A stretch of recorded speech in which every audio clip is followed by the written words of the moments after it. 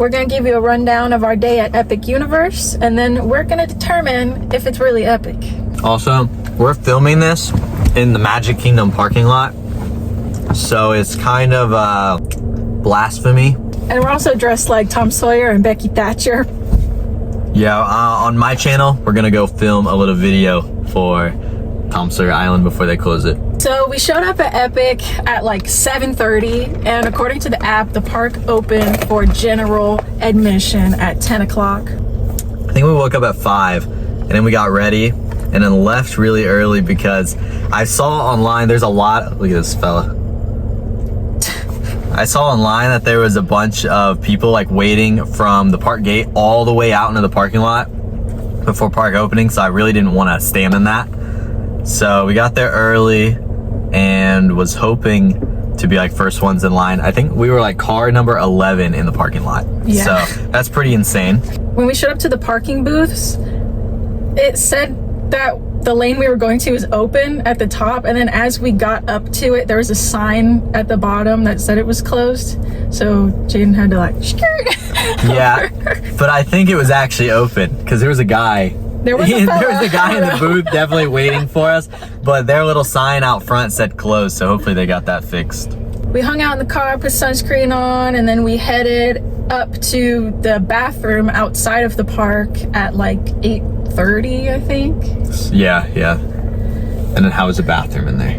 The bathroom was so nice. The purse hook is on the wall instead of on the stall door, and I wear a crossbody bag, so it like swings and unlocks the stall while I'm in there most of the time. Did not have that issue at Epic, and overall it was just a really nice looking bathroom. Very clean, smelled so good. Oh my god. So since we parked there early, after Sydney went to the bathroom, we see people going into the security screening. And we noticed that there's like a space after the screening before you actually pass the big Epic Universe Chrono. I think that's what it's called, the Chronosphere? I thought it was Chronosphere. I think it's the Chronos is the whole thing. So we were gonna like hang out in that middle area because I assumed that we couldn't like go in because we didn't pay for early entry, or we weren't staying at a hotel that offered it. And so we go up there, and then we noticed that there's no extra, like no scanners or anything. Like it was right after we went through security, they scanned our ticket, and we thought that they weren't gonna let us in because we didn't pay for early entry. But I guess the whole Celestial Park, the whole middle area, if you go to Disney, it's like the hub, the main street, all that is just open. And so we're basically getting a whole like what, extra hour, 30 minutes or so. We got an extra hour. Yeah, we just got really lucky in the park. And so we thought we were gonna have to be rushing, and you know, we really wanted to take it all in. So we got to walk around Celestial Park and really enjoy it before like having to feel like, oh, we need to get on a ride and do this because we don't have a lot of time. So it was all just a whole bonus extra hour, basically for free. The actual early entry was for going through the portals, but not even all the portals. So only Super Nintendo World was open, and I want to say it was Harry Potter. It might have been Dark Universe. The one that we were gonna go to, How to Train Your Dragon, was not open yet, so we were able to line up out there probably about 30 minutes before the portal actually opened. Mm-hmm. So we got all this extra time in Celestial Park, and then on top of that, we're about to rope drop a ride that we've been wanting to go on. Yeah, we went straight to Hiccups Wing Gliders, and it was basically a walk-on, and we were mind blown by the locker system. They use face recognition instead of your ticket or anything like that. These lockers here, just straight up face scanner. It takes your photo, probably what do you say, like 3 seconds to take your photo, and then it asks you to confirm. So you got to make sure that the picture is actually good, you can see it, and then it opens up your locker. And then after the ride, you go back around, scans your face, probably another 3 seconds, and then it just opens immediately. And I did see someone have problems with it at that ride. Yeah. And so, but that was the only time all day I saw anybody have any issues with it. So I think it works really good. The only issue we had with the lockers throughout the entire day was people standing in front of the camera for the face scanner. Yeah. When they're just going through their locker stuff. And also, when Jaden opened our locker with the face thing, it pops open automatically, and there's a dude standing right there. And so you don't it, like, hit him. You don't know which locker it's gonna be, so it's not like I was like, yeah, that locker's gonna hit that dude in the head. Open. Nah, like it's just gonna open whatever one's available. And the second time when we get off the ride, they're there again getting their stuff. So you'd think that he would remember. You know, don't be cautious at least. I scan my face again, and same thing happens. I guess you could say it's my fault, but this is a grown man, bro. I mean, come on, use some common sense. If that just happened to me, I wouldn't let it happen again. Hiccups Wing Gliders was so fun. It was a good ride to start the day with. Oh yeah, it was the best. Not the best ride, but it was like best ride to start the day with. It was so good. The launch took us both by surprise. We were expecting to be like in the first area with Hiccup and Toothless for a minute longer, but then we just went. Yeah, immediately you leave the station and then you pull around to the scene, and you think that you would stop for the launch and they do something, but you're like pulling up and then you just go straight into the launch. So it was like, whoa, but it was so cool. The theming was great. I loved, they had spoilers, by the way. Obviously, we're talking about a whole day for Epic Universe, so we're going to talk about the rides. It had Hiccup standing over there as an animatronic, which was really cool. Me and Sydney both did talk about how we think that he could have looked a little better. You don't see him too long, so you know, you don't want to pay too much for this animatronic or whatever, but we felt like the hair was kind of a weird material. It was just too fuzzy. I don't know. It was like a wig. Thin. It was like a wig was being worn, and so it was fuzzy and stuff. And we assume that it's probably because they're trying to blend it good with the real life environment and the meet and greet characters that all have real hair. And but we were thinking more in the animated movie. It's like more, piecey. Big pieces of the stuff. So I just felt like it should have been a different material, but I think it still looked cool. It was good to see. Toothless looked just like Toothless. Yeah, Toothless is just boom, Toothless from the movie right in front of you. And same with the meet and greet. We didn't do the meet and greet, but we saw him from a distance, and he looked like the animation in real life. Yeah, the Toothless guy that looked insane. Toothless guy. Toothless Dragon. Insane. Next time we go, I think I'd like to try and meet him and, you know, touch his face and stuff. Also, I just have to say, the launching mechanism, the mechanism that they use to launch you is so cool. It's probably like the magnets that's sending you, but like how it looks is they have two giant stones like on either side of the track, and then Toothless will like hit a button or something, and then they both just drop. And so the weight of the giant boulders are what launches you to go. And I think we're supposed to be like the sheep in the movie. If you've ever seen the movie, they like launch the sheep up so that the dragons can get them for practice. And so we were like that, and then we get launched through the land. It was still on a roller coaster track. Getting to ride through the land like that. It's like the People Mover, but as a coaster. It was pretty fun. And the land is beautiful. It has a great vibe to it. You know, a lot of green, a lot of natural looking rock work and all that type of stuff. So it is very nice to be able to ride through. And you go under the walkway, like under a bridge, which is so fun. Lots of mist. And it had a second launch. It stopped, and then it started to go uphill. Oh yeah. And then it went backwards and stopped again. In a and then scene. Some baby dragons came out of eggs, and then we launched again. So it's definitely like a kid's version of Hagrid's. Yeah, definitely more family friendly. I wouldn't say so kids friendly, but it was very family friendly. It'd be thrilling for a kid. Yeah, but it wouldn't was fun. scare them. Yeah, it was to death. It was probably perfect. And then after that, we decided that we should go grab some food before lunchtime. That way we don't have to wait in all the lines, and people's probably gonna be getting food, and then we can get on rides at that time. So we got lunch early. We ended up going to the Grog and Gruel, and they have those bread cones that have mac and cheese in them and some other stuff. What did you get? Mine was just regular mac and cheese, I think, with goldfish crackers on top. The goldfish crackers, that's a good detail. Yeah, I was wanting to get some kind of fish snack that day, and that satisfied me. I felt like a dragon eating a little fish. And then I got the mac and cheese cone that had, what was in mine? It was pork or? Yeah, it had pork and jam and bacon, I think, or something.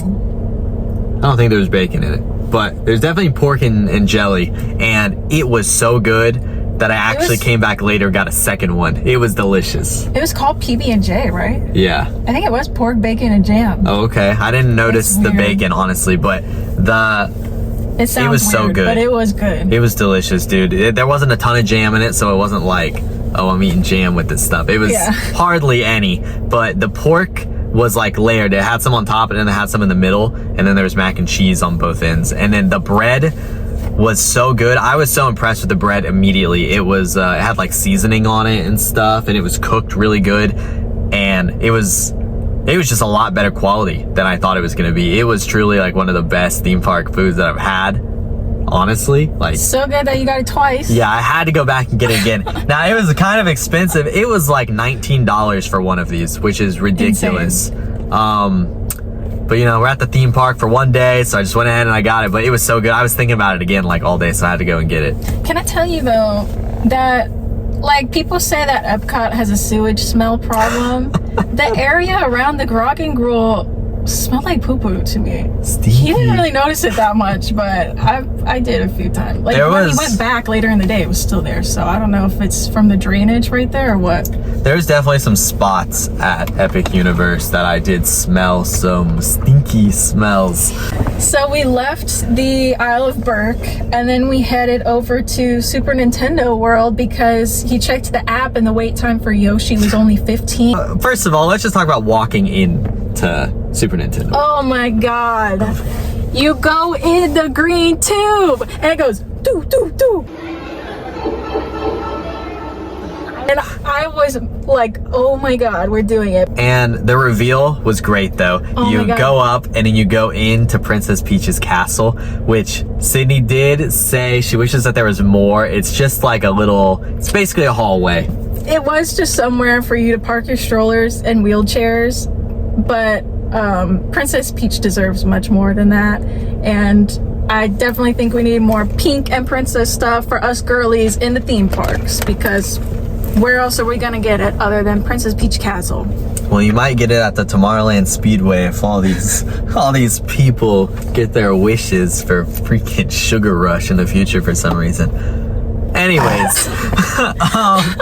so walking through Princess Peach's doorway and seeing the reveal of the entire Nintendo world around me, I immediately started to cry. I couldn't see it anymore. It was all blurry. I had tears in my eyes and I felt so embarrassed, but I was like, it was just overwhelming. I've never walked into a land at a theme park. Yeah, no, it's a world. It's a world. I've never walked into a world at a theme park that's something I'm really into like that. And so it just made me so emotional. Yeah, for me, when we first got up into Peach's castle, straight ahead of you is the like doorway that's just completely open, so you can see the land. And going the whole Princess Peach castle and everything is already that Mario style, like cartoony and stuff. But seeing a window into just the video game was crazy. Like everything in there, like I'm saying, the whole land just looked like a video game screen. You know, it was insane. It's like everything around you creates like you're in a big box. I heard somebody say it was like a big cone shape because it's open on top. Shaped. The floor space is not much compared to what you see on the walls. Mm-hmm. So we went out there and then basically beelined it to Yoshi because wait time was low. It's not always like that, so we want to get on that. We thought it was going to be kind of like the People Mover, which is one of our favorite attractions. So we thought we were going to be able to ride all around the land. We heard it was going to be slow. We didn't know how slow it was going to be.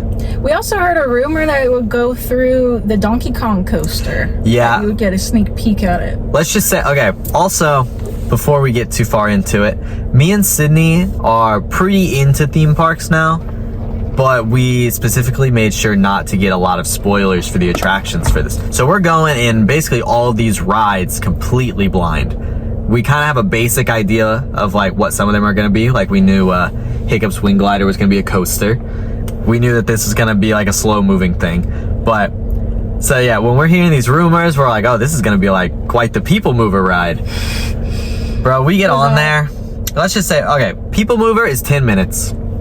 like for the ride duration. This is 5 minutes, so it's already shorter, but that's all right. You know, most rides aren't 10 minutes, so it's still good. We get on, and when it's moving, when I say it's moving slow, it is going slow. Like it's almost unbearable. It's how trying to slow cook it is. you in the sun. Yeah, because you immediately go outside, and it's just concrete all around you, and then the sun is just hitting you so hard, and it broke down. And so I'm sitting there, and I'm like, oh no. It's cooking out here, dude. And it's not even the middle of the day. It's still morning. And I'm getting like worried. But it was only broken down for like maybe a minute. And so then we start moving again. And I'm like, dude, if anybody today gets stuck on that, like for an extended time, they're gonna like pass out. It was bad. But aside from that, we go into a room. It was like we went into like a mountainside, I think. Like the...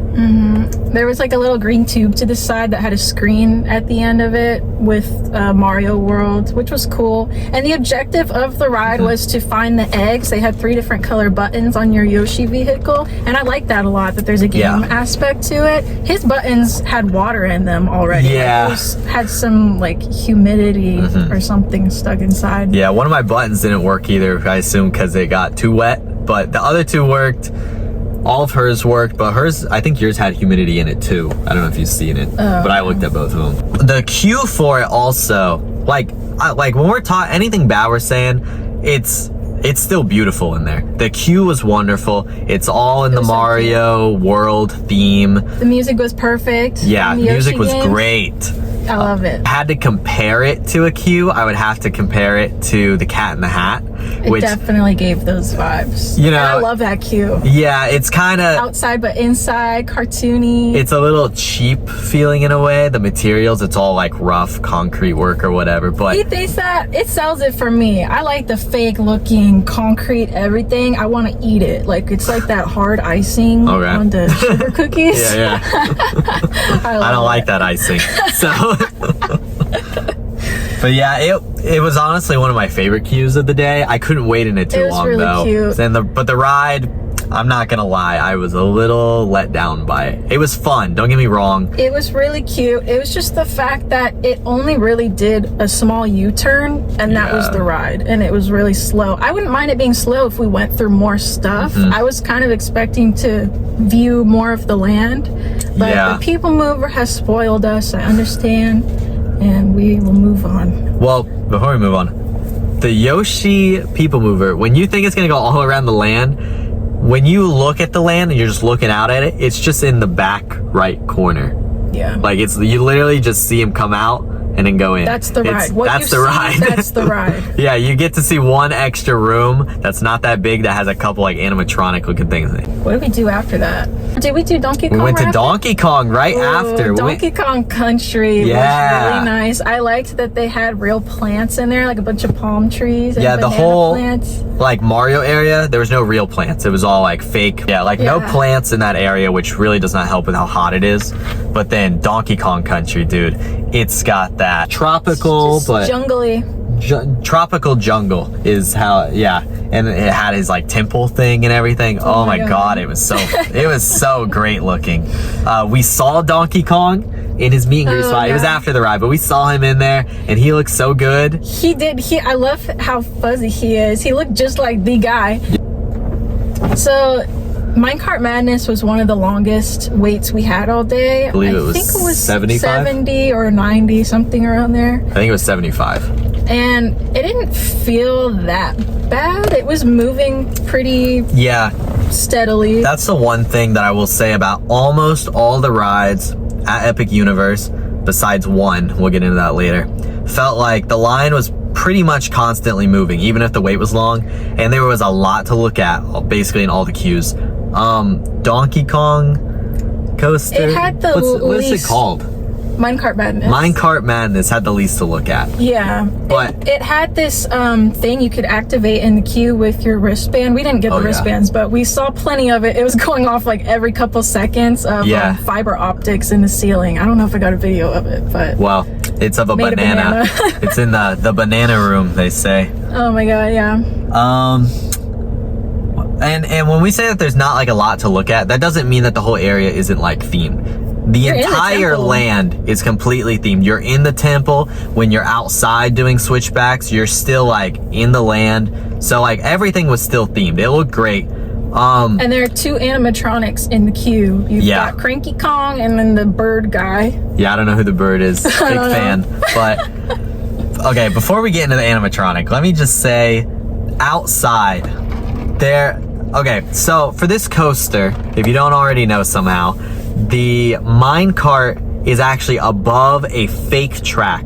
The real track, well, okay, so then it's held up by an arm like this, and then it's on a real track underneath. So the whole reason for that is so that you can jump the track on a lot of different scenes. It's very cool, very innovative. Like it was a lot of fun, but when you have stuff like that, it seemed like some of the mechanical stuff would be shown more. And for the outside of the ride, there was some areas that were, you could see all the mechanical parts, which I didn't like, because they would like put all this fake wood, like big wood planks kind of on it, so it looks all rickety and it's holding up the track all rickety. But then right behind it is a bunch of mechanical stuff, and it's like, why would you not just cover the whole thing with the wood, you know? It was weird. Like, as soon as we walked into the queue, the extended part of the queue outside, you could see a bunch of mechanical stuff to the left, and they tried to cover it with a wall of like bamboo or wood, but it didn't go up all the way, so you could just see all of the wheels turning and stuff, which, I mean, you gotta do what you gotta do. But overall, it still looked really cool, and I loved it.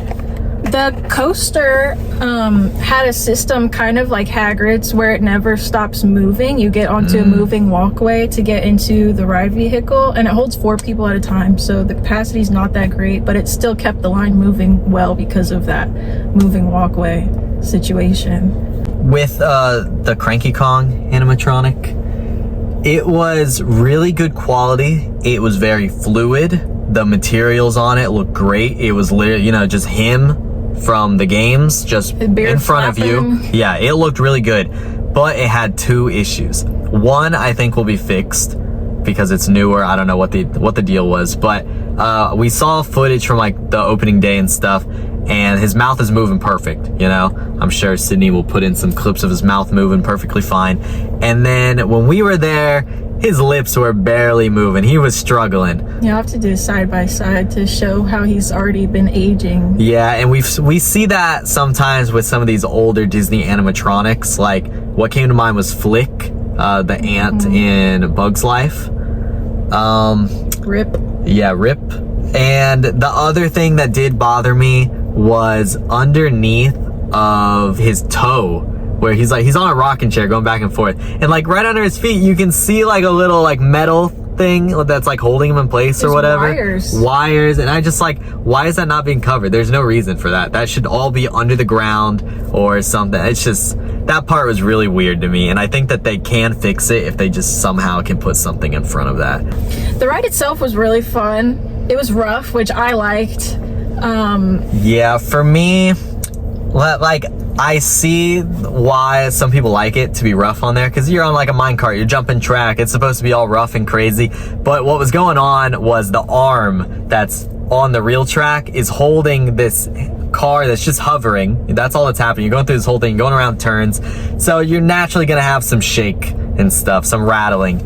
And I don't know, there were some parts on it where I just felt like it didn't feel janky or nothing, but it was just like, it's a little too rough for me. I just wasn't fully into it, but I get it does go with the theming, and so it doesn't ruin it for me. I definitely still ride it again, and I enjoyed it. It had a couple good drops. One of the drops really reminded me of the Mummy, because we dropped into a bunch of steam. And the initial like track hop or whatever you want to call it, I love the sound effect that goes along with it. It's kind of like in slow motion. It's like, pew! That's so much fun. It's so cartoony. Yeah, that was the one track jump that I think worked the best, because the sound made it feel like you're kind of moving slow. Yeah, the second one, I just didn't feel like I was actually jumping a track or anything. I think that before the track switches, at least like when you're going up, they should have this little thing in the track underneath that really like makes you like ramp it. Do a little jump. Or at least when you're landing on the track, there should be something that really makes it feel like a whoosh, you know? But it was fun. I did really love the part though where you're inside the temple and there's multiple tracks. You don't know which one you're gonna go to. But again, it didn't really feel like we were mid-air in between them. Yeah, that's how I felt too, but it looked cool. Like I couldn't guess where we were gonna go next. It was crazy. And I think it was right before that, Donkey Kong and Diddy Kong freaking like as animatronics freaking swing out and like almost they got just so close to us. Yeah, it's like I was actually a little scared. Whoosh. And then like we turned real quick. Oh, that was probably my favorite part, I think. Yeah, it's hard to say. The drops were fun though. After that, we headed out of the Nintendo portal. Yep, and then we went to Ministry of what's that area called? I think that the whole area is called Ministry of Magic. The ride is actually called the Battle at the Ministry, or Battle of the Ministry. But the land was really cool. I was surprised that we even got to ride this. I know it's been having a lot of issues with downtime, and the queue, like every day, at least for like rope drop time and stuff, it gets like 300 minutes, which is insane. What is that, like 5 hours or something? I can't do math. That's insane. So like I'm just in my mind, I'm not riding this today. I'm not really into Harry Potter, so it's okay. But as a theme park fan, I've been hearing a lot about it. It's a whole new ride system. It has some great animatronics. So like I do want to go see it. So we checked the wait time. Luckily I think it's at 90. And we just waited like 75 or something for Donkey Kong. So I'm like, fuck it, let's go see it. First we get in there.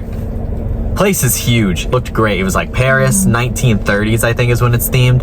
And so we're walking through there and we almost go into their show. They have a circus show that's in this like little tent in the middle of the streets. It was starting in like 5 minutes. We were like, oh, we should go see it while we're like right here at the perfect time. Yeah, so we almost went in and then I was like, wait, we should go to the Battle at the Ministry because the wait might skyrocket, you know? It's already pretty long. So we go in. The queue is so cool. So first you go in and it's called the Flu, I think, which I believe system. Yeah, it's like a subway system. And so it's all this white tile work in a circular thing that it's like tubes that you go through. And so we do go outside into some switchbacks, but it's not completely outside. It's like a garden room kind of. Something about those switchbacks, I noticed in the concrete there was a sneaker print on one part, and I don't think it was supposed to be there because there's nowhere else. At first I was like, ooh, theming, and then I don't think it was supposed to be. It was definitely just like some guy's tennis shoe that probably was working there, stepped in some wet concrete. The queue detailing, first of all, in the white tile areas was fantastic. The tile work, I believe, was real. We touched it and like knocked on it. It was like, that was very nice tile. And they made it like dirtier to look like it's been used. In all the like corner areas, it had like dirt and grime. And at first I thought it was real. And then I noticed in other areas where like guests aren't like getting up in there constantly. So it was definitely theming and it looked fantastic. Outside they had a bunch of posters and stuff, which I'm sure went along with the circus show and some of the other like shops or stuff over there, but it's all in French, so I didn't really know what it was saying. You go through this like tunnel that does a big green puff of fog as you walk in. It's pretty cool. Into it. I don't know how the timing is supposed to line up because the puff of smoke went at a different timing for every group. So once you get into that area, it is massive. One of the probably biggest queue spaces I've ever seen. The scale was nuts and it was beautiful. The tile work in there was not real. I've heard some people talk about it and it looks really nice. I think on the parts that we could touch, it was. I think so, yeah. But at the ceiling, we could see where the light was reflecting. There was some areas where we could touch that it wasn't real though, because I did touch afterwards. But when you first enter the space, I think that they have a lot of real tile work that you can touch. And then it's so pretty though. Yeah, it's like gradient on each It's tile. like a black that fades into a green. It is really cool. And it's all in like circular things all around you and all this stuff. It is nuts. But Sydney noticed that the tile work wasn't real. Only for one reason. It was shining over a bunch of pieces but it was also shining over the grout. So that gave it away, but it looked really good. The queue wasn't super annoying to me. I know sometimes it can get really loud, and the like videos or audios in the queue can just be repeating and repeating. It didn't really feel like that in there. It felt great. I didn't really have issues with the queues being too loud at all throughout the entire day, and I get stressed in loud queues. So then they had like offices, like, okay, so the ceiling was like clouds, and then they had these offices. I'm sure if you've seen the show or the movies or what, I think it's a show that has all this stuff, you already know, but the buildings go like up really high, and the effect is that they go past the clouds, and so they kind of have some mirror around there, and it worked really good at first. We noticed like the buildings going past the clouds, but then there's one area where we got too close to the offices, and Sydney noticed someone's like phone shining up from the ceiling. I was like, and what so is that? yeah, so that was weird. But other than that, it worked really good. It looked so cool. The other rooms, they had a cool little robot guy that was like cleaning up a small mess, which really, I loved the ending of the ride just because of this guy. You see him at first. Yeah, he's just cleaning up like a paper spill. It's really small. He's got it. He's a cute little fella. And then there was another room with, I don't know its name. It looks like my cat Margot. And he was a good animatronic. And then there was a little portrait of a cat at the bottom. And there was just a feather duster dusting the frame on its own. And then the cat was like looking at the feathers. It was so cute. Yeah, I love that. And then so then we were going to get on the ride, and we kept hearing people say it's like Tower of Terror. Like, yeah, again, we don't know anything about the ride. I want to be surprised. I like scarier rides. Sydney hates Tower of Terror, will not ride it, only been on it once. So we're in the queue and I'm like, no, you're gonna be fine. It's not that bad. It can't be that bad because it's a new ride system. So how would it be Tower of Terror? It's just a drop tower if it's a new ride system. People behind us are like, oh yeah, Tower of Terror. And I'm like, oh my God, this is gonna be he's bad. Starting to get a little worried. He's like, is it like Tower of Terror? Yeah, dude. So, but you know, we're just gonna get on. So me and Sydney's like holding hands, you know, like, oh boy. And the ride starts, and there's a couple moments where they kind of trick you. You think you're about to drop, and there was one part where I was like, oh man, this is it. It's gonna happen. And about halfway through the ride, we both realized if we don't think it's gonna happen, it's more just the bouncing kind of effect and all that stuff. But the ride, very screen heavy. I'll give it, you know, I'm not a screen fan. I don't mind it if they use it right. I think a lot of rides that people say that they use screen rights, I don't think it's used right. I think that it's still heavy when people are typically okay with it. But for this ride, it was very heavy, but they had great animatronics, and there was quite a few scenes where the screens did work like great for sure. And I'll let you talk about it because you were pretty hyped on some of the things. I loved some of these effects on this ride. I do think there was a little bit too many screens, and for me personally, the screens, when it's all screen that I'm seeing on a ride, it makes me disoriented automatically. And how the ride just starts out, it's like I'm waiting to get to the animatronics because I know that they're there, and the ride first few scenes are all screens going on, and so I'm kind of like, you know, whatever. But it's all new, so I'm like, I'm excited, I'm in it, but it's just, I'm not into just straight up screen stuff going on. But then we get to the cool stuff. So there's a part where the animatronic of Dolores is Umbridge. She's in this like half dome thing, and it turns so you can't see her anymore, and then she flies into the screen. She's like hanging from this thing in the wind. It is so cool. And it was almost seamless. I was mind blown with how they made the screen interact with the actual practical stuff. And they did that in other attractions too. I was really impressed with. I will say though, with this ride, this is probably the one ride that I've noticed that seems to get the screen brightness and shades done really well.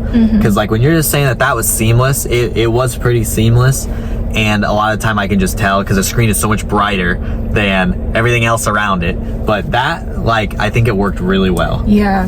And then another one of my favorite parts was when she was getting her sentence and her dress changed into a prisoner outfit with projection mapping. It literally looked like a costume change in front of my face. I was like, my mouth was wide open, and then they took our picture right after that with the little photographer press guy. Both of our pictures, we didn't see them, but they were probably both like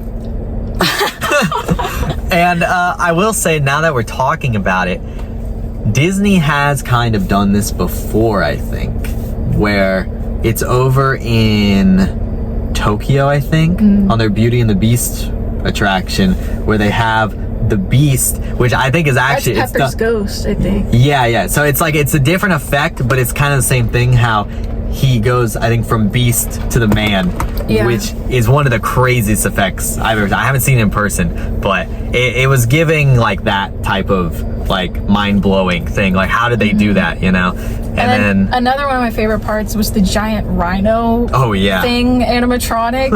That is one of the biggest animatronics I've ever seen. But he didn't make me that scared. I'm usually scared of big animatronics like coming at me, and he like knocked our vehicle. But I think, like, first of all, I was in the back of the vehicle, and there's kind of like a frame that you see, like you're in a room in a box. So I felt you're in a big like elevator, very similar to like Tower of Terror. Yeah.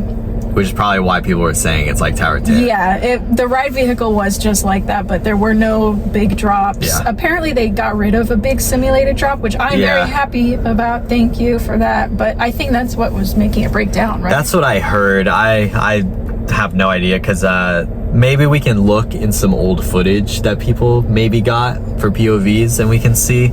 But yeah, I was hearing that the ride was breaking down way too much because they were trying some big drop sequence, and then I was hearing that it was actually just a simulated drop.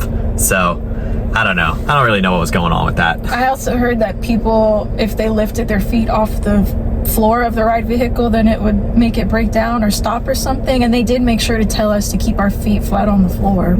Yeah. So I don't know what's up with that. Kind of a big ask on a ride that's throwing you around. But yeah, the girl next to me was so scared. She was screaming at everything. The ride was really good though. I did enjoy it. I probably, me personally, not being like a Harry Potter fan, probably wouldn't wait, like, I want to say over 30 minutes, but realistically probably 45 minutes for it would be my max. I'm definitely more of a fan of Forbidden Journey and Hagrid's. I'll wait for those like way more, I think. But both of those just have less screens, and I think that's why I just have a lot more fun with the practical effects.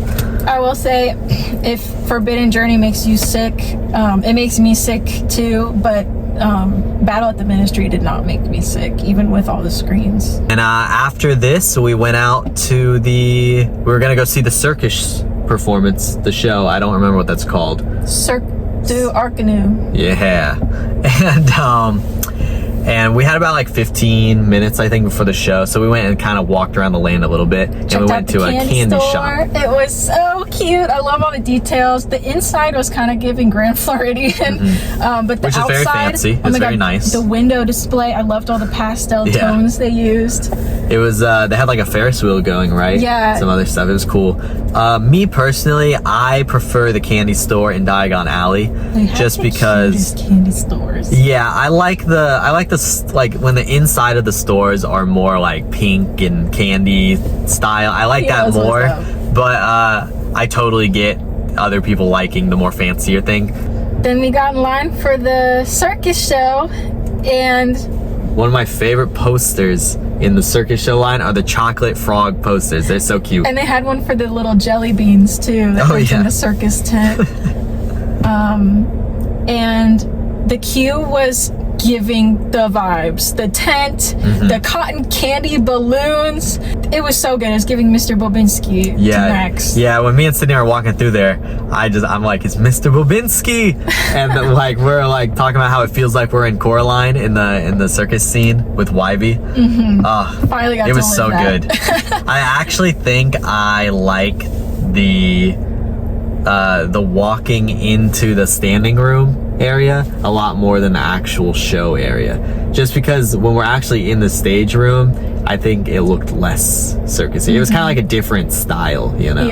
I definitely like that, like dirtier classic circus roadside type of thing, and it was given that There Very was good. a pre-show, and it was standing room only for that, and it was a little hard to see because we were in the back, so you kind of got to like dodge around people's heads.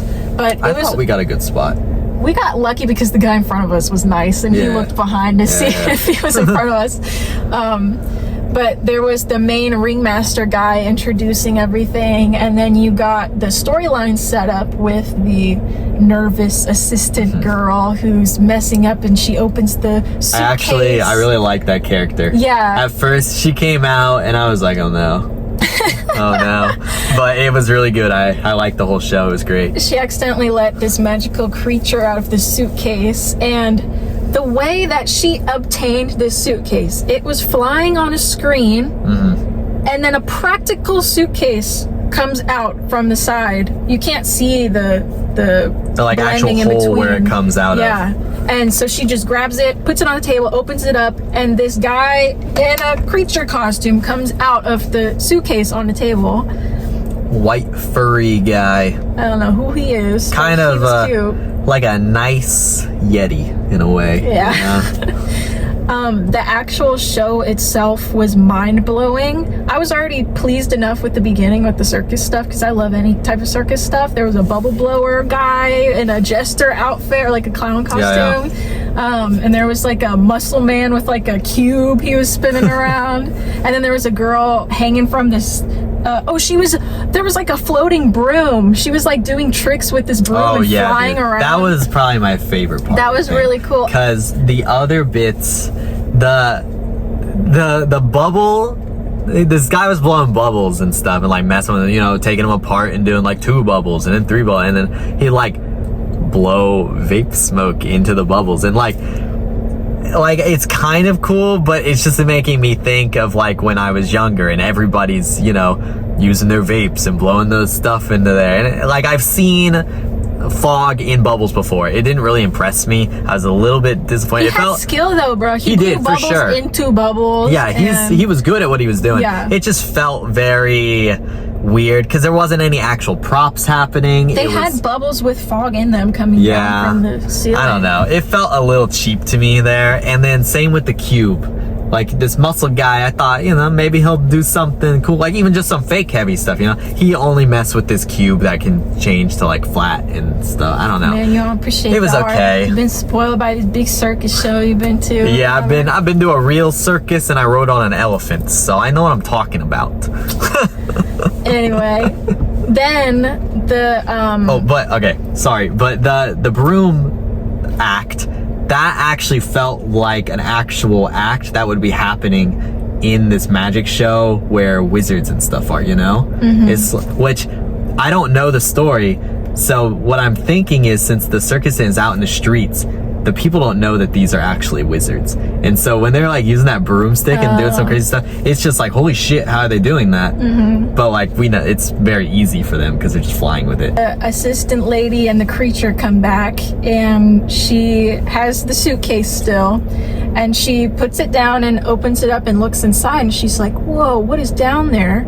And then the entire stage lifts up and this like ramp unfolds, and she and the creature walk down it, like into the suitcase. We're seeing what's in the suitcase now, and it's all these magical creatures. There was some screens that she was interacting with, which I thought was a little awkward. But there were big puppets and other creatures that they sold it for me. Yeah, definitely so cool. Plenty of practical effects that totally outweigh like the one screen that I think that she was using, which I heard people talking about this screen. We're all kind of confused as to why they went ahead and did this.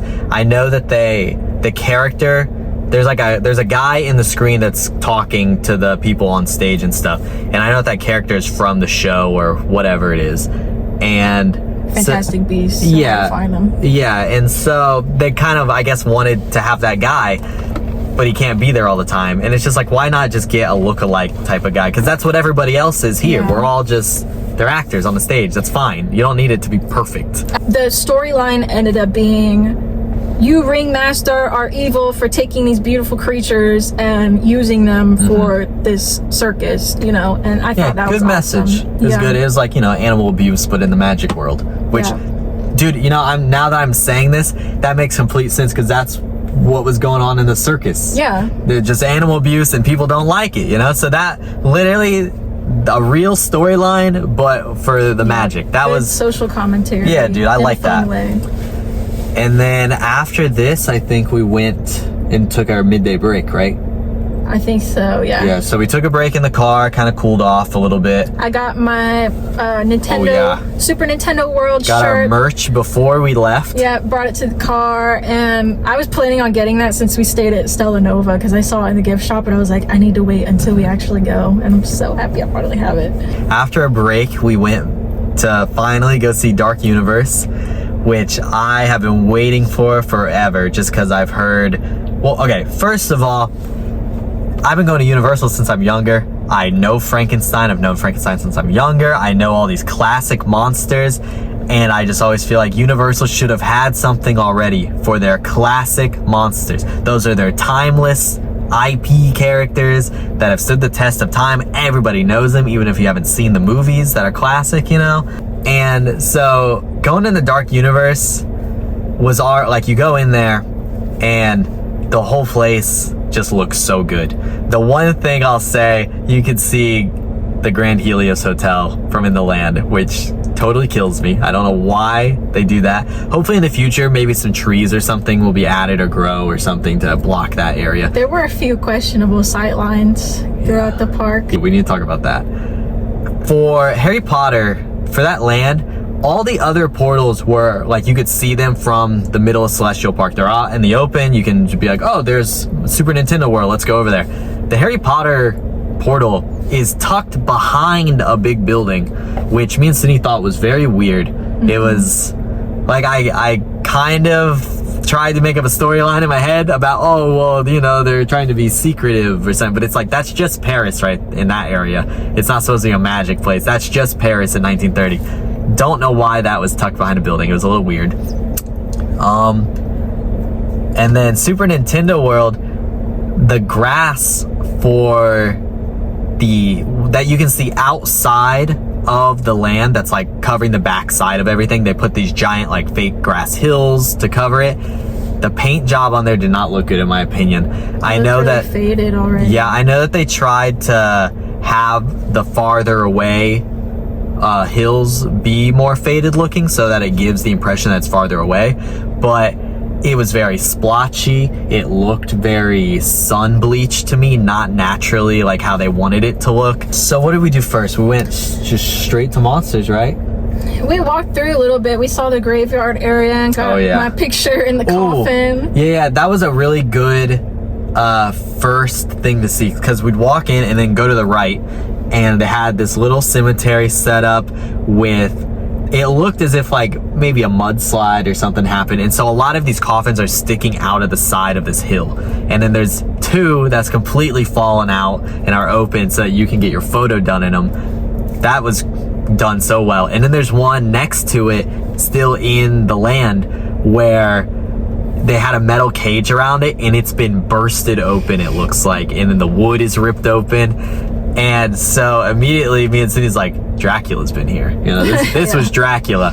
And then we're on our way to monsters. I think that we see the Invisible Man. We did. He's like talking to other people. We saw him every time we went in. Yeah, he seemed to always be out. Yeah. I don't remember exactly when we saw Igor. I think that was our second time. Yeah, it was later in the evening. We didn't get to talk to any of the characters just because the only one that I really want to talk to was Igor, because I don't really know about the Invisible Man too much. But he seemed to always be out, and he was always kind of having personal moments with people.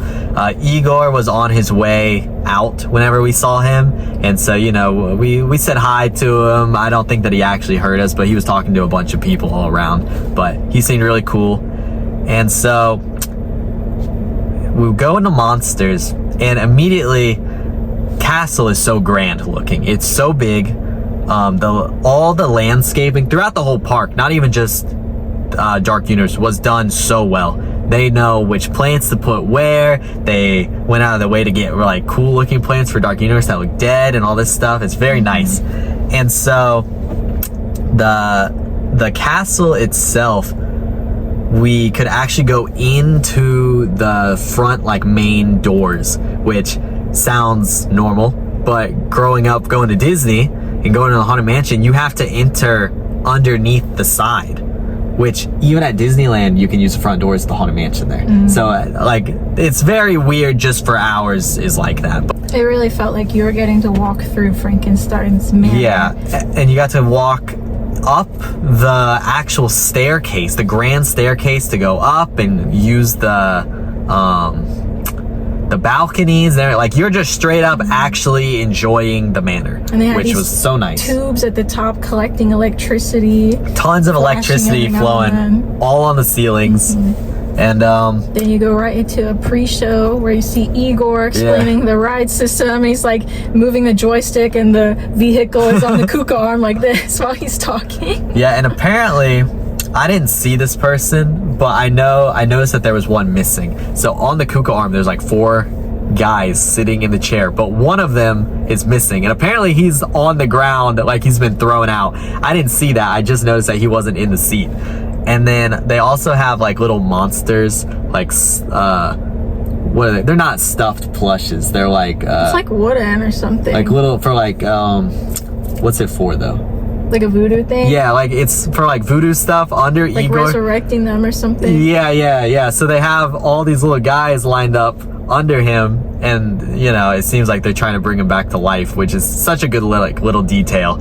And then the other pre-show, the second pre-show, yeah, and we were missing an animatronic in this pre-show, which was disappointing, but did not like mess up like anything in the ride for me or anything. Yeah, I didn't know that we were missing it really until like I saw the wall. Yeah, they had a temporary, temporary like little fence wall thing, like barrier up around where Dr. Frankenstein, I don't remember her first name. Victoria. Yeah, Dr. Victoria Frankenstein would have been standing there, but they just had her on a screen next to it, which like normally I would be like, oh, that stinks, but they had Igor on a screen, and there's like other stuff, like she was on a screen before. It didn't I think stick out. yeah, like we would not have noticed if the little barrier wasn't there. Frankenstein was there though. He was so cool. He, first of all, looked fantastic. Exactly how you'd want him to look, pretty much. You know, they changed the design from the classic a little bit, just so, you know, to make him kind of feel more scary or whatever. I don't really know. He had the Hot Topic jeans on. Yeah, I definitely always prefer classic designs, but like he still looked great. He took multiple steps. Yeah, he steps forward. Yeah, multiple times, which was so cool to see. And then she's talking about like, oh, he's the best in the book, and he's like, he's so proud of himself. It made me laugh every time. I Frankenstein's monster. He's a good guy, you know. He's the good guy in the ride too. And so, basically, the premise of the ride is that, like, the monsters, I guess, that they're working on controlling, kinda, all get out. This is all in the basement under the manor. But Dracula's like the main guy they're trying to get. Did he let them out? Yeah, I mean, we're gonna have to definitely research the story a little more. We didn't really look into it, but just from what I've gathered, Frankenstein is a good guy. Dracula's the main villain. I'm wondering if maybe Dracula was the one that was in the metal cage thing that actually broke out. Or no, in the queue they had his coffin in there. And so it looked like he broke out of there. I'm not exactly sure how that happened, but so all these monsters are like trying to attack us basically, but Frankenstein's a good guy. They're trying to, you know, save us or whatever.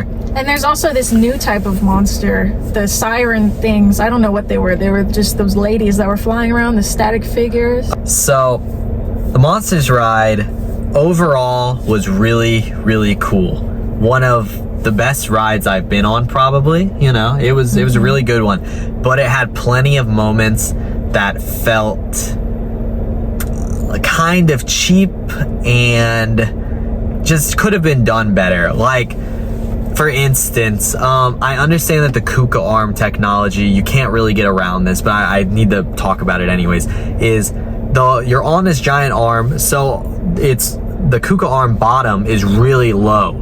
And so all the scenes are basically just floating around you, and you can see way down into the maintenance bay, basically where they actually work. And so I'm not a big fan of that. I wouldn't mind. There's a couple moments like in Haunted Mansion, if you pay attention really well, you can find some stuff like that, but you have to look, you have to know what you're doing. This is all in your face. You can like, your feet's dangling, you can just look down, you can see everything down there. I don't like that. When I say see everything, it's not like I'm seeing a bunch of mechanical stuff down there, but you can see where the workers work. I don't like that. I don't like the scenes floating. I also don't like, there's a couple spots where there was a lot of just black curtains hanging, which is just, you know, trying to make us not see backstage or whatever they call it. And it just felt cheap. They hung up a couple of chains on these black curtains to kind of give it something, which I do appreciate, but there's a lot of black curtains. I felt like that's just right in our face. My biggest issue was the static figures moving around because it was giving Spirit Halloween, especially with how they looked. And I'll take that over screens though, any day of the week. Let's make that clear. Yeah, absolutely. One of the parts that stuck out to me most was, we both noticed it, when there's one of them flying on a wheel, and you can see her come back around. Yeah, she's resetting for the next Kuka arm. But the main thing, I think the worst thing in the ride, which I can't believe is there, is one of the very nice Dracula animatronics that is up against the screen, which first of all, it doesn't even look that good. Shouldn't even have a screen. It looks awful. You can see the huge metal arm that is holding him by the back. The Kuka arm made everything so cinematic. One of the first things you see is the hunchback in the bell, and it swings away from you, and then it swings toward you, and you're looking up inside of it, facing it, and then you immediately see the Phantom of the Opera, and he's facing away from you playing, and there's flames around him. Then when you get to his other side, he looks over at you and reaches out at you. Oh my god, that's one of my favorite parts of the ride. The Phantom of the Opera is so good. The fan service on this ride, for like, they did not need the hunchback, you know? They didn't need the creature from the Black Lagoon, but they threw him in there. Yeah, dude. I wish that he was in it more, but rumor is that they're gonna have a ride for him at some point. I really hope they do. But another one of my favorite parts was the werewolf.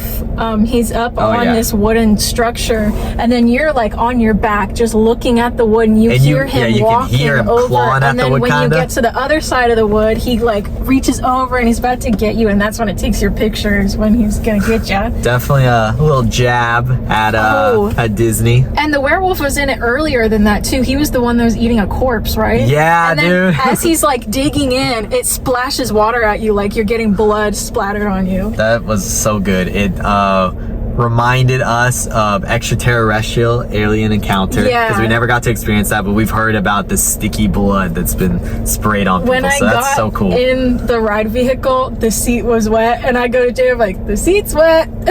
I'm like, we're in. I thought she was talking about like under her on the seat. I'm like, oh no, poor thing. The one thing, there was something that was broken on this ride that I didn't really know was broken. I kind of had a feeling, but the mummy that hangs from the ceiling is kind of like reaching at you. That was a static figure when we were there, and I remember going through it and thinking, oh, kind of weird that that's static. You know, that should have been an animatronic. Turns out it was. We saw footage of it later, and he's like moving and stuff. So that would have been really cool to see. Oh, one more thing. The ride vehicles would vibrate whenever there was like lightning or electrocution happening. Yeah, I love that. Yeah, I think that's pretty much everything. It was really cool. We rode that thing 3 times. Yeah. It was one of the best. The intensity, it was really not that, like, the ride system was not that scary or thrilling. The most it does is lay you back on your back, and it might like move you around, jiggle you around a little bit, but it's not gonna have any big drops or anything. But right after Monsters, I think I was feeling brave enough to do Stardust. Yeah, immediately we're like, all right, let's do it. This is one of the last rides we gotta do. We gotta do this, and like Mario Kart, I think was our last 2 that we cared about doing. Just for context, the most thrilling ride I had ever been on before Stardust is Rock and Roller Coaster at Hollywood Studios. Pretty intense. And I was too scared to get back on it, but like I would have for him. But it's scary for me, but fun. And so now Sydney has only been coming to Disney like regularly with me for like a year or so. Year and a half. Yeah, year and a half. And so when we first came to Disney just over a year ago, Sydney was scared to get on the monorail.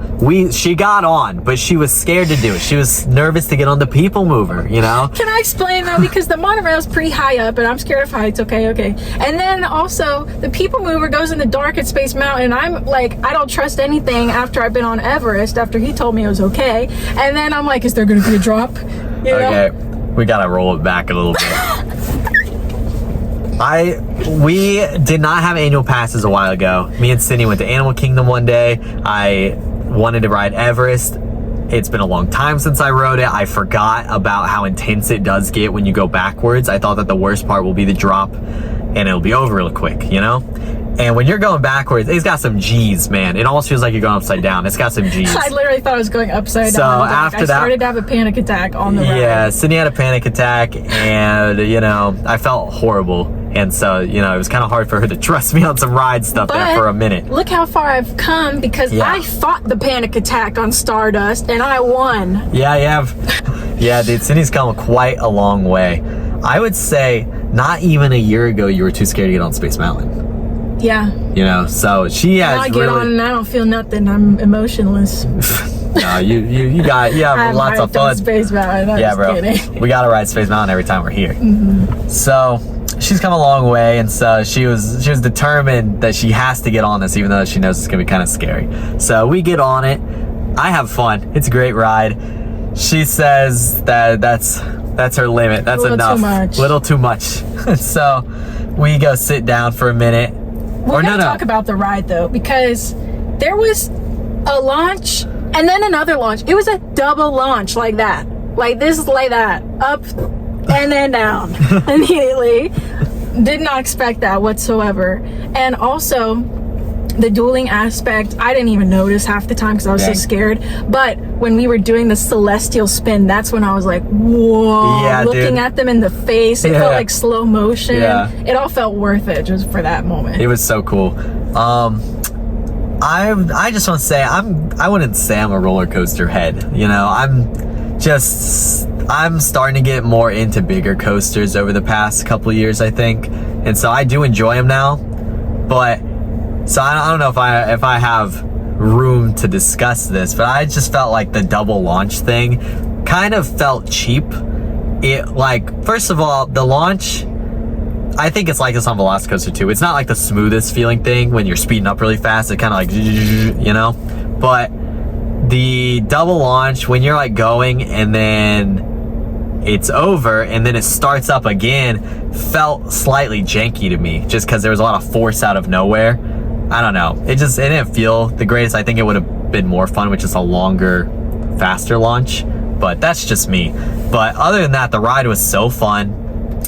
I think that Velocicoaster is more fun, and I think that it's probably a little more intense, but it's smoother, which I think I like more. And so I rode Stardust again later that day, and me and Sydney rode on the yellow track, which is not as intense, apparently. And so then I rode on the green track, and I did notice it was slightly different. I couldn't tell you exactly what's different, but it felt a little different.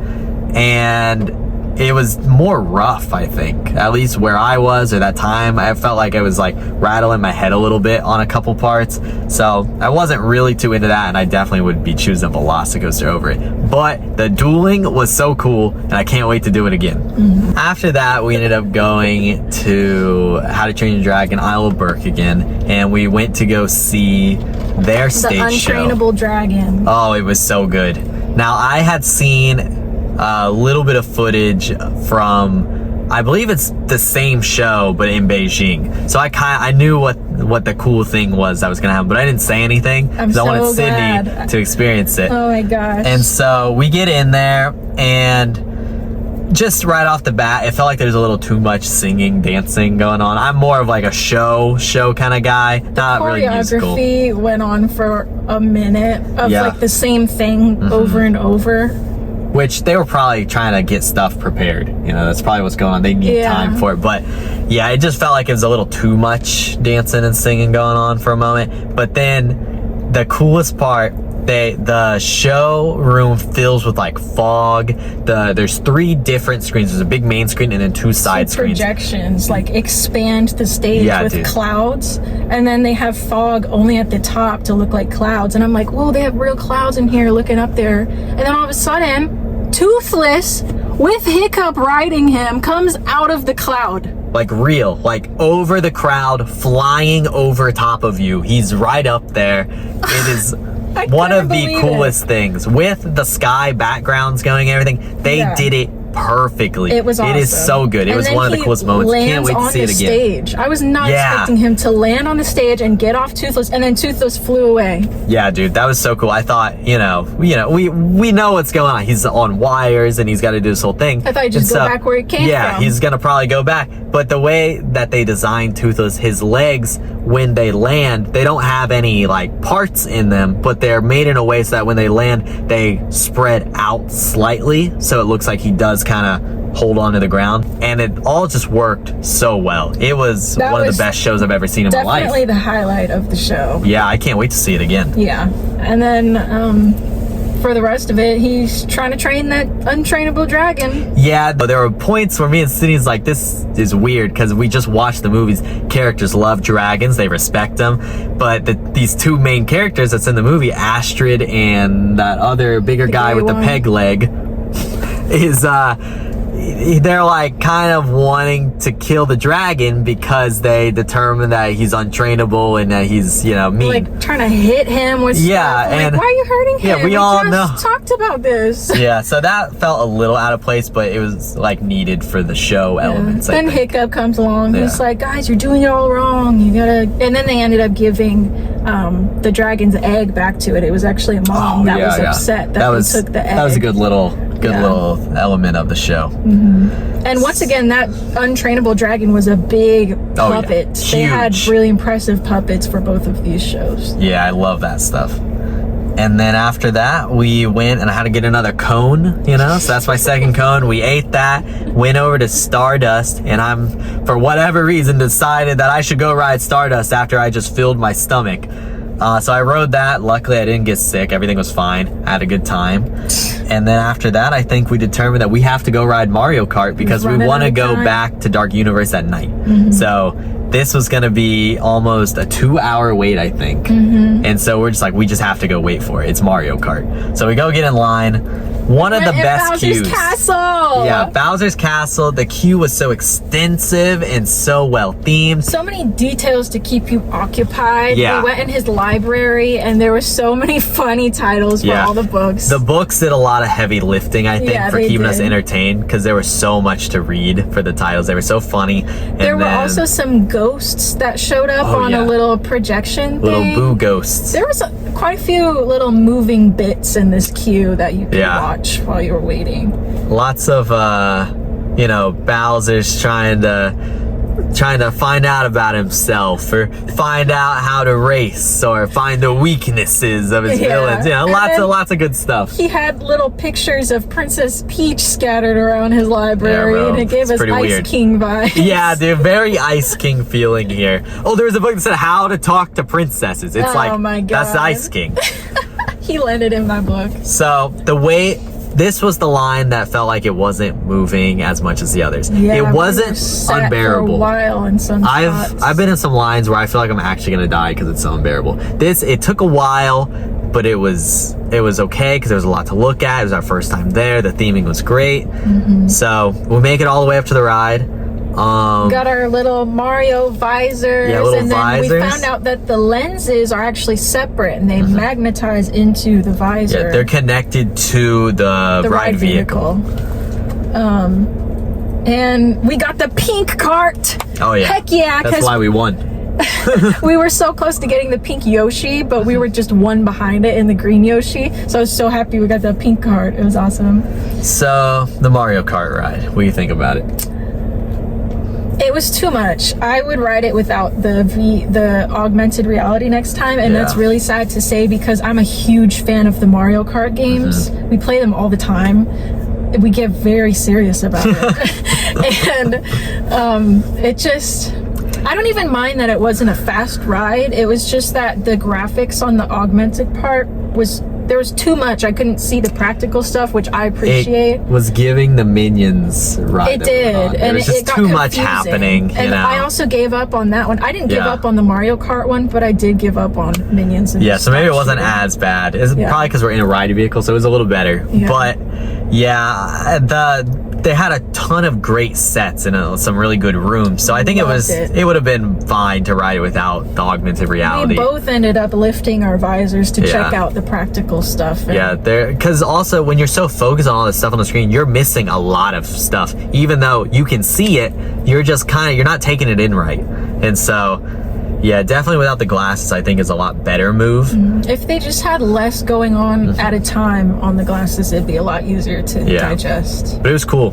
I liked it. I would ride it again. I wouldn't wait 2 hours for it though. Yeah. I'd wait an hour max, I think. I will also say that as soon as you get into the Rainbow Road scene, you can see the loading area to the right, and you know that it's about to be over, and that just kind of killed it as soon as we got to the rainbow. I was looking forward to the Rainbow Road. I'm like, let's go, and then it was over as soon as it started. Yeah, I think this is what you're talking about, and if not, maybe you didn't notice, but when you enter the Rainbow Road room, and there's I don't know if it's a curtain or a wall. Yeah, there's a gap in it. There was a gap, so you could see it literally while you're entering the room, and so it's damn. That's gonna be over. Yeah, so they need to cover that up, but overall, it's a good ride. The part where there was 2 extra Rainbow Roads that just formed up in the air, that was really cool. I liked that effect. Yeah, I do like that. I will say that I think it would have benefited from being more test track. I think there should have been some fast bits in it, but it was good. We went to Dark Universe again at night, and we caught the Burning Blade from the tavern, the Burning Blade Tavern light up, which was so cool. And then we were waiting to go on the monsters, and it broke down. And then Curse of Werewolf was broken down too because it was raining. And so we're like, dang, dude. Well, I know theme parks, they're definitely working to try and get this going, even though literally the land was going to close in 5 minutes. So I'm like, let's just hang out. Other people are kind of leaving because they're giving up, and I'm like, I'm not giving up on them. And then I see that they're testing Curse of the Werewolf. I saw an empty ride vehicle go. Everybody left that line already. So I'm like, let's go walk over there and see what's up. It opens as soon as we walk up there. Immediate walk onto the ride that's been over an hour all day. And we didn't think we were going to ride it. So we got that going. And then we get off. It's 2 minutes past closing already. And we've heard that Celestial Park stays open an hour later. So, that might be cool. But we're walking out, and we see people getting in line for monsters after closing. And I double checked the time. It was closed. But I checked the map. All the rides, they still had wait times up. All of them were still letting people in. He asked the team member, you guys still open? And he just went, dude, nodded us into the queue like it was low key or something. It was really cool, dude, because we were really wanting to ride at night. The weather was cool because it was kind of raining and lightning, and it had a drizzle going. It wasn't raining too bad, and so we had to go in that, and there were still people getting on while we got off. So they had to open at least 30 minutes extra. It was, which was really nice. Yeah, Such it really a magical helped. moment. Yeah, dude. And something Disney would never do. They close things early around here. Yeah. One of the best moments, honestly. And then after that, we headed to the store, and we were trying to find pins for all the lands together, but they had one, but it also came with a limited edition Epic Universe pin. So it was $100. It was $120 or $140. Insane. It was really expensive. So we didn't want to get that. And then the only other pin that they had for Epic Universe itself overall came with an ornament. So it was $40 something. So we just had to give it and buy it, which was really annoying. I did not want to spend that much on it, but it's worth it. It's a nice looking classic pin of the logo. So so we had to get it. And then we headed out. Yeah. Overall, it is epic. Yeah. I would give it if I had to give it a number, I would say an 8 out of 10. It was pretty good. I think that they'd benefit for some more rides, which they have expansions planned. And there was just some show elements that I think should have been done better. Also, on Dark Universe, there's a part where you're upside down going under something, and then you come out and light flashes, and it just shows the bare ceiling. and which I don't mind so much in other rides. You know, they got it in Small World, they have it in all these other rides where the ceiling is bare, but you're not up facing it where they want you to be looking. So I feel like in those moments they should have themed a little bit up there. And so hearing everybody's like, oh, this is the greatest ride ever made ever, and then going and seeing different elements that are kind of weird looking like that, I just feel like, you know, it can't be the best ride because it's got issues, you know, but it was still really cool. Say, overall, the best ride at Epic was Monsters. For sure, in my opinion. Best and worst queue was Mario Kart. Best because it had so much to look at, worst because it didn't move that frequently. And most disappointing ride was Yoshi. I'm so sorry. I wanted to love it. I wanted to be its biggest fan. Yeah, we're big people mover guys over here. Most overhyped ride was Ministry. I heard so many good things, and then for too much screens. Yeah, most of it, what felt like most of it being screens, did not get me that immersed into it. Everything was really good, but there were some elements that could be slightly improved, but they're not like total you know, park ruiners or whatever. Not gonna keep me from going again, you know. So many mind-blowing effects that we've never seen before, and was just so juicy for us theme park sickos, as the FYA holes would say. I was very entertained all day. I liked the park a lot more than I thought I was going to. What I want to know from you guys is, how do you think this park will age over time? Do you think these IPs have longevity, or do you think that people will be over How to Train Your Dragon? Yeah, man. The IP stuff, I don't see how IP, unless it is like a literal timeless, you know, thing, can have staying power like that. The lands themselves could be timeless, because Isle of Berk is just Vikings stuff, and then Harry Potter's Paris, but it's so having the name specific. Attached to it, that's Isle of Berk. That's the spot, you know. So yeah, I think that they would have benefited more from, you know, and this is, I'm just going off Disney brain, it's better for Magic Kingdom to have a future land, an adventure land, a frontier land, a fantasy land, and then you can put IPs based on that style in there and swap them out over time, but still have a base land. It's just, I think that's just better pro moves. Or you could remove an attraction and never put anything back in there and just save money. That's a pro move right there. I'm looking at you, Stitch. Anyway. Yeah, thanks so much for watching. Peace and love. Oh, look at that. We're gonna give you a rundown. Oh my God.